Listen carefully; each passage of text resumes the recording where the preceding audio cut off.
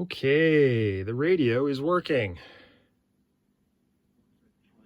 The families affected at this incredibly difficult time, but they do recognise that something seems to have gone wrong.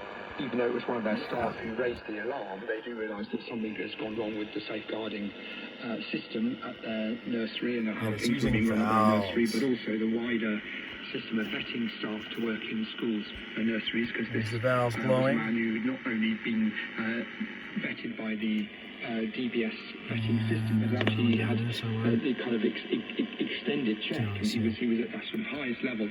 It's not very sensitive.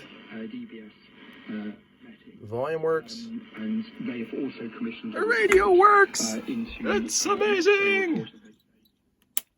Switch it off. Switch the lights on. Here's all the old capacitors that I replaced. All the bits and bobs. These things were, it says Marfil.